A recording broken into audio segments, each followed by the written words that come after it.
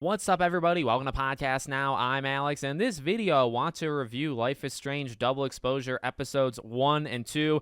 Bought the early access. Have a lot of things to say, both about how they're doing this and as well as obviously the episodes themselves. I'm probably going to keep this as spoiler-free as possible. Of course, over the next couple days, over the next couple weeks, we got a lot to talk about. Want to talk about Max and Chloe. I want to talk about the ending to episode 2. We're going to have our creator live stream, a bunch of other Life is Strange creators on Thursday. So we got a lot of stuff planned Life is Strange related on the channel. I'm very excited to do it, but let's jump in. Let me first start off by saying this, and I want to tackle kind of the price and the early access kind of thing. Is the game worth getting now versus is the game worth getting later? And I feel like the now part is rather quick and rather easy for me to say, and it's probably not unless you're the most diehard of diehard. It's something, I talked about it when it first happened, and I kind of stopped talking about it afterwards, but people have called it out, and I do believe rightfully so. This is a pretty bad manipulation from Square Enix or whoever is responsible for having you pay basically $30 extra for the main thing of playing the game 2 weeks early, right? Giving us the first 2 episodes 2 weeks before episodes 3 through 5. That is mainly what you get. That is mainly why you're spending $30 extra. And so to just take a jab at that practice, which I don't really think should be celebrated. Now, I could be the hypocrite that fell for it, but I am a diehard, and I'm doing it for content. I'm doing it because I love the franchise to death. Those are kind of my reasons. But is this a good practice? Is this something you need to play today versus saving $30 and playing it in 2 weeks? No, I think you can. Hopefully I didn't jump through too many double negatives there. I think you can wait. I think you can wait 2 weeks, save the $30, and play it when it comes out. Let me just get that out of the way early. Now, as to the game itself, oh boy, I actually liked it, okay? And I would say liked is probably a good, the first kind of word that came to my mind was liked, and I feel like I should stick with it. I don't know if I would say loved. I feel like there's not enough. I need answers. I need certain theories that are going through my head to either be right or wrong. There were some things that I thought were troubling. Again, not to get too spoiler-like, but obviously what they do with Chloe, if you choose that path, it came out yesterday, but I did not like it whatsoever. I think I have speculated much better ways of doing it than what they did. I also think some of my concerns with Max's character after Life is Strange 1, but before Double Exposure, some of my theories were actually kind of proven right, but in a bad way. And again, it's hard to kind of go into that without spoiling it, but I was not happy with that. I think some of that kind of deeper lore and understanding of these characters and stuff like that, I don't really think that translated. With that being said, though, I do think Max Caulfield as a person is the one thing they absolutely nailed above all else in episodes 1 and 2. I think she feels like herself. It really does feel like jumping back, kind of having a conversation with an old friend. It really feels like it. And Hannah Telle, number one, amazing to hear her, to have her back in that way. I imagine she was a big part of that as well. So I want to give Hannah massive props. She did amazing. And it just felt like, it's hard to describe. You could probably say a lot of words over a certain amount of time, but not really express how I feel about it.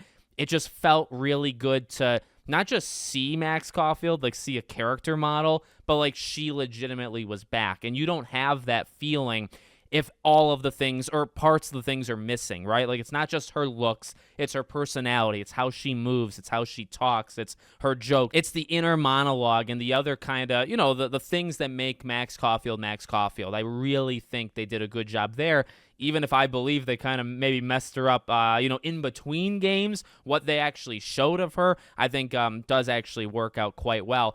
Then I want to talk really about 2 other kind of major points to it. I would say the murder mystery part to this game is legitimately fascinating. Look, there's a chance this goes bad. There's a chance it gets too kind of redundant versus what we've seen before. But right now I'm hooked. I'm legitimately interested, and there's things that they left out of the previews and the things that we've been shown before. There's key moments that they have left out on purpose so you can experience it now. Something's going on. Something very deep is going on. And, you get something at the end of episode 2, but you don't get all of it. And that's another thing, episodes 1 and 2 versus the whole game. I think what they do in these first 2 episodes is plant that seed of, okay, this is legitimately interesting. Like, something's going on here. You can tell it's deep. You can tell it's got layers to it. And without retreading on things that we've already done in previous Life is Strange games, I think they've accomplished that. So I want to give them props on that. And the gameplay itself, it takes her a while to get these powers. I won't spoil when she gets them, but you don't have it for the entirety of episodes 1 and 2. But when they get deep in the actual gameplay, like, okay, go to this timeline to do something, then jump back, and, you're going to have to try to figure things out, I actually think it's a really, really cool loop. I think they kind of did it again, like, figured it out, Same thing with, like, the time travel in the first game, like, figuring out how to get Frank's keys. And then once you have the keys, he's about to attack you, but you rewind time, and then, like, all of that stuff just kind of melts away, right? And to have that kind of hook to the loop, the actual timeline loop in the first game was really special and really kind of made it different in the gameplay department. And then in this game, it's same kind of thing, but I guess same kind of thing in the sense that there's a gimmick, there's a hook to it, and it works. It works really well. And I haven't even gotten to, like, the confusing parts yet where, they talk about eventually, I think, characters, you're going to get confused of which timeline you're in and whatnot. Like, I'm excited for where it's going in the future. So I think they did a lot of things right. I think they brought us back to Life is Strange. I think they understand Max generally, at least in what they're showing of her. I think they got Max Caulfield.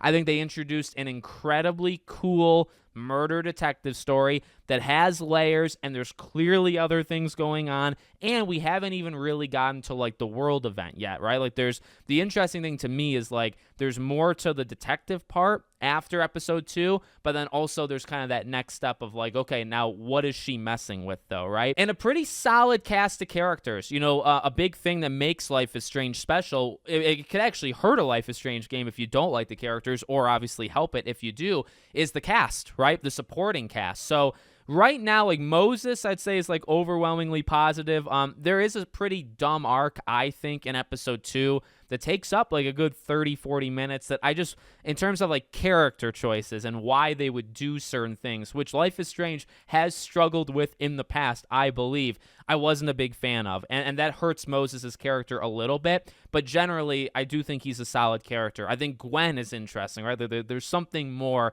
with that character. I think a character like Loretta I think they're all interesting, right? Like, Vin seems pretty cool. Obviously, he's got something going on. Amanda, kind of a more one-dimensional, like, love interest they're kind of forcing on you, whether you like it or not, which I wasn't a huge fan of. But she is a fine character. Like, she seems like a nice person that in real life you would, like, want to be friends with, right? So all of the characters have that feel of, like, these are cool characters. These are well developed in their own way. But there's more to go. There's more to go with these characters. So I wouldn't call it the best cast that Life is Strange has had. I still think pretty much the peak of all of these aspects was Life is Strange 1, but this is pretty solid. And like I said, I think what they nailed was the gameplay, because it's a new twist on something that's kind of similar to us, right? Something that's familiar that we've done before, but like a new twist, a new gimmick to it. The cast is pretty solid. Max, I think, is extremely good, and it's just great to have her back. She's got all the mannerisms that you want Max Caulfield to have. And the story is legitimately interesting, and the way they end episode 2, I'm pretty into. But again, not perfect. I'm not going to call this a perfect thing. I'm not going to say I was in love with it. There were some things that, I wasn't a big fan of. So, is it worth getting? I think these are 2 very solid episodes. It's tough, though, and that's why I wanted to start the video. Again, I'm trying to hammer it to hopefully you guys understand where I'm coming from.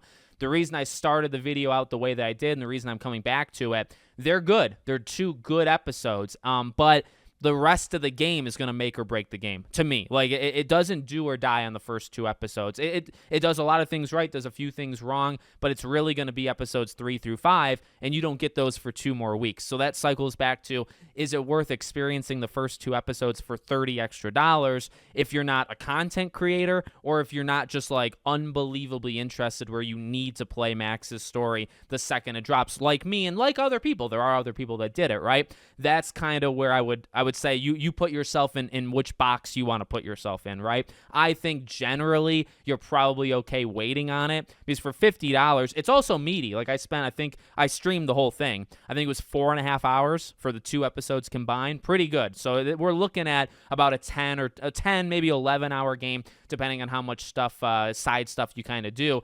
I would say 10 hours, $50 if it's really good quality as well. I think this game could very well be worth it at the end of the day, but it is tough to fully judge it now. I just kind of want to give you my early thoughts. So, like I said, there'll be theories, there'll be more live streams, lots of stuff we'll be talking about over the next couple days and couple weeks. Let me know what you think. Make sure you're subscribed to the channel, bell icon turned on, and I hope to see you all on the next one.